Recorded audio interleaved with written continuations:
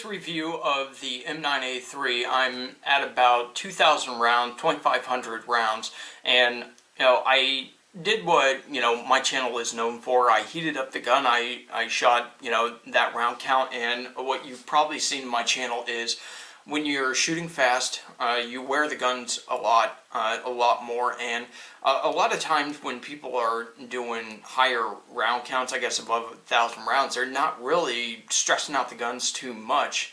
The reason why I'm kind of known for that is not because I'm necessarily doing it on purpose, just for the channel. It's just something I've always done, and that was just something I wanted to share with people to kind of show the difference in how you're using it versus what it kind of is supposed to be used for. Like you do drills every now and then, like 6-round drills or 15-round drills or whatever. It gets a cool down period, but I have 11 magazines. I only have 3 magazines that are really 15-rounders. The standard military magazines and Beretta magazines will actually hold 16 rounds, so you get a comfortable 16 plus 1. And what I mean by comfortable is it's not too hard to smack in this magazine and get it topped off, so it's not really high tension here. So with that out of the way, I wanted to go ahead and focus on the firearm, the wear characteristics and stuff like that, the finish and everything that might be pertinent to your evaluation, and just some things I think about the firearm and what I think could have been different. Now, as you see here, of course, it's a Seracote one. They have a all black M9A3 out on the market now. It's about $100 less, if not a little bit more, and it's the same style. Everything's the same style except for the finish. It's basically got the same Bruniton finish, and it's not so to the military specifications for what they wanted. It's all black.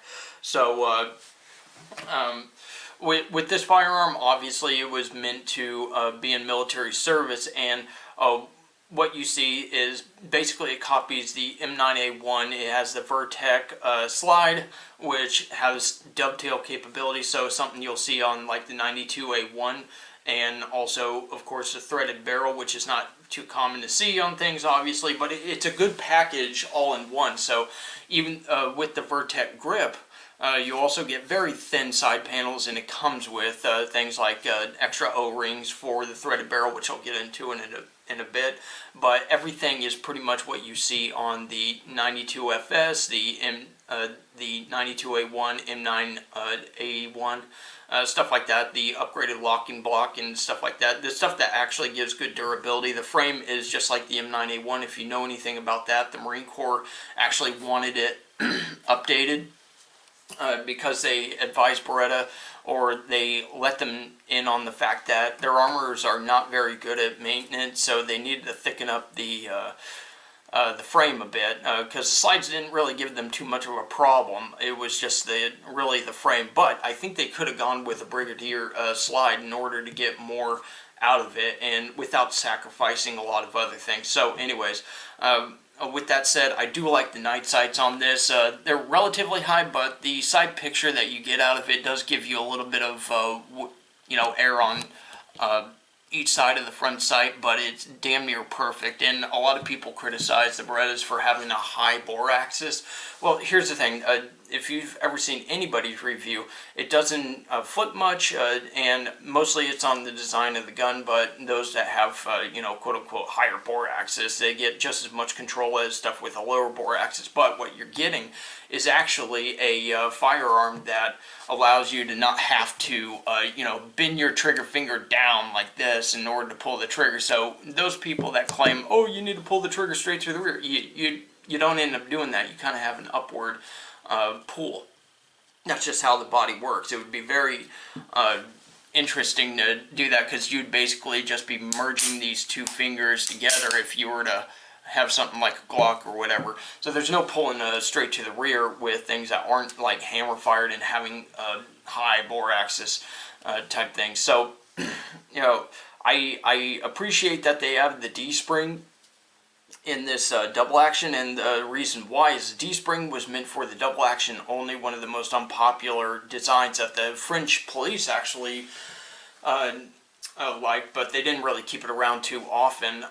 The double action only, so it was meant for, you know, extended usage, but there's a lot of aftermarket parts that aren't. They're just there for the comfort, not exactly for durability, and you see that plenty of times if you actually go to training and stuff. So despite my criticisms in the past of it, that was based out of ignorance, and I can admit to that, and in order to be, you know, clear and stuff like that, you gotta admit your flaws. But the other thing that you'll notice about this pistol is it's a decock only. This was not something I installed. My friend down in Washington, he owns a gun shop, and he was able to get this up to me. I got a pretty good deal on it, but I did help him with shipping, even though he didn't require it. And that's Tankworks Armory. If I have any Oregon, Idaho, or Washington viewers, definitely check them out. He's out of Bremerton, and I'll put a link in the description below for his website and stuff like that. You get really good deals, and it's a very different gun shop than what you're used to. And I was actually around when we were talking about our dream gun shop, and he's actually made it a reality, and I'm very proud of what he was able to do. When I visited Washington, I was really amazed with what he set up. So anyways, you know, moving on. So the Seracote Finish, I'm sure a lot of people would like to see how it's held up. So I'll go ahead and take it out. Of course, it takes extra M9 magazine, pretty much all of them. So go ahead and take this out. As you can see, the Seracote does not really last in areas where the locking block is. This is an anodized frame actually, so it's not really Seracote, but you can see the anodized frame holds up a little better than the Bruniton finish, and I'll show you in 92FS for comparison in another video. But on the front here, you do get a little bit of bashing on it, so it does lose a little bit of finish, but it's not something where it's too aggressive, so it does hold its finish pretty well. So even on the slide rails, it doesn't lose very much finish at all compared to like the 92FS, except for in the slide rail channels right here.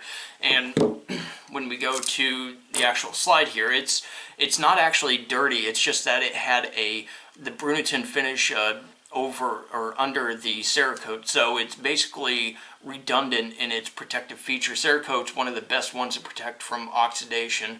Bruniton does not last that long, and I'll show you in the other video comparison. But as you see, the wear on the locking block, this little thing right here, it actually does not last that long. But if you look down, I'll just take it out.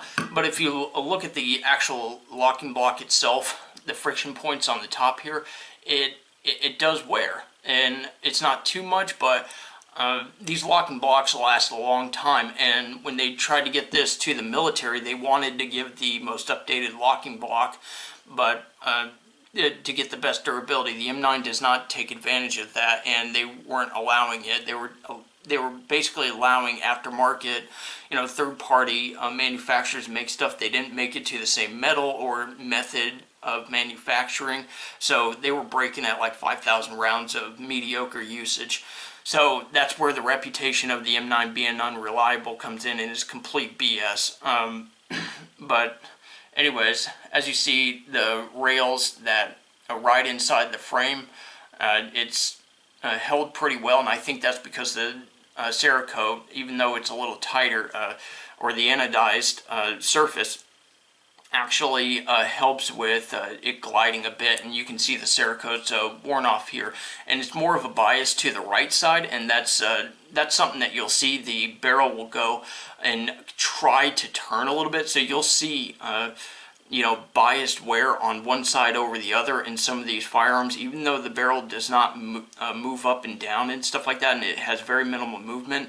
You're still going to be dealing with the fitting, and the tighter fitting, the less of this wear, but you're not going to be able to eliminate it completely. So as you see, it's starting to creep around directly under and to the right, and it would just take a lot of rounds to do that, but it is held up pretty well. But it has beaten past the Bruniton finish, so that's why you're seeing Mr. Shiny through there.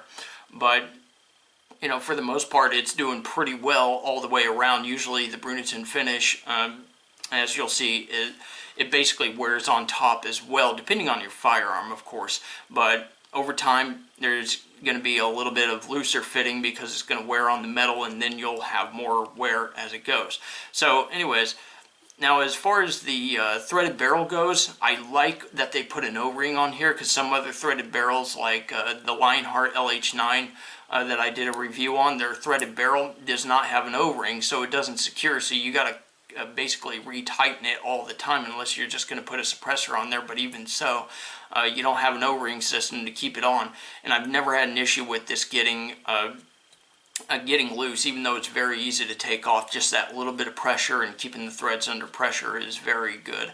So anyways, the next thing for threaded barrels is it kind of does protect the crown a bit, and I'll just put it back on to kind of show you. And you know, this is the right way. It has a recess right here where before the threads even begin, and that's how you can tell. Instead of being right here where it's very shallow, you have that deeper recess right here. So you start the threads right there. But if you have it all the way screwed on, you just screw it on all the way. It's not going to hurt it, but it does help protect the crown a bit. So that's something that you'll see a lot of times. They try to recess the crown, but they found over time that like if you know about the SAR9 from Turkey, they have something that looks like this, but it's made into the barrel where it's basically recessed and then it's countersunk, and then they have basically this crown, a recessed crown a bit too. So it's something I think they found out with time, and I believe that might have been on purpose, but you know, you never know.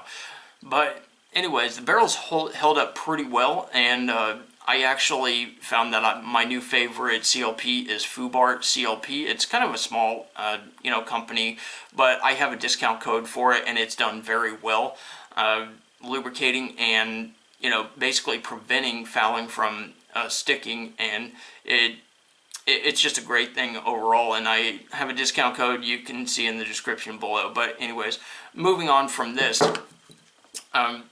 Of course, the slide really hasn't changed much from the Vertex slide, just the Seracote. And I don't need the Seracote. I don't like FDE. I think it's just a Me Too thing. And really that trend started out when they saw soldiers in Afghanistan, special forces that would color their rifles just to blend in with the environments. And you see that throughout history, that people claim that, oh yeah, no, I've always liked FDE. Bullshit.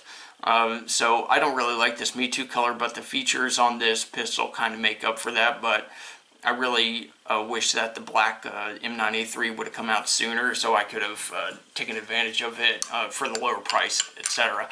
So anyways, this barrel is compatible. You can actually interchangeably put this in a 92FS, and you can use the 92FS barrel in here, and you probably saw that I had done that. If you follow me on Instagram or my Facebook, that's actually something that I've been doing. I just put this back in for this review, but overall this has seen about 2,000 rounds itself, but before I switched it out, because I just like the wear on the 92FS barrel. I love wear on firearms, and this doesn't really offer the visible wear that the 92FS, the standard Brunington finish, does offer. So anyways, when we get into the frame, actually I should probably tear this down again, but when we get into the frame, if you looked at something like the 92A1 for the 40 caliber, make it kind of universal, they put in a blue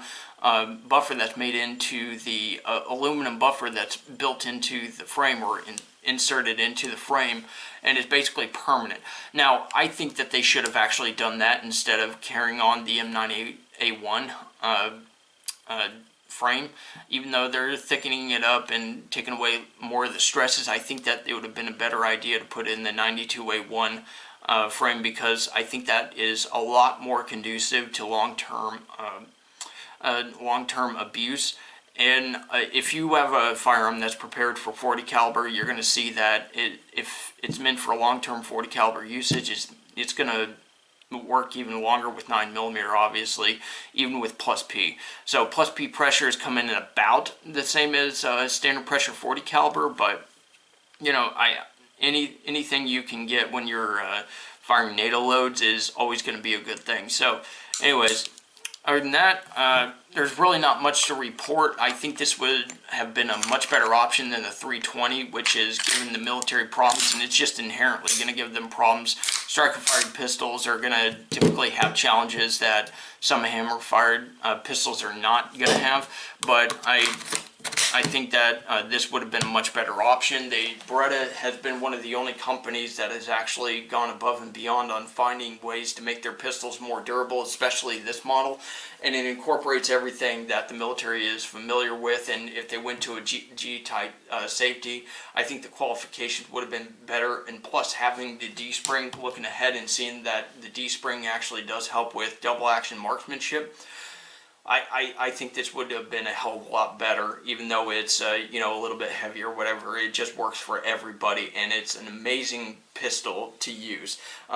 That said, I'm just going to go ahead and leave it there, and in the future I'm going to be pushing it to 5,000 rounds, and we'll do another evaluation, and I will keep the barrel in order to see how it does and push it a little bit above 5,000 in order to kind of make it equivalent and make it kind of consistent with the wear, to a point, because everything here is going to wear obviously faster than the barrel because it's already had more rounds through it. So anyways, we'll just keep that in mind for the next review, but thanks a lot for watching. You guys have a good one, and go ahead and leave some comments below, and definitely check out Fubar CLP. It's pretty reasonably priced, and a little bit goes a long way, and it's a very versatile product. So anyways, you guys have a good one.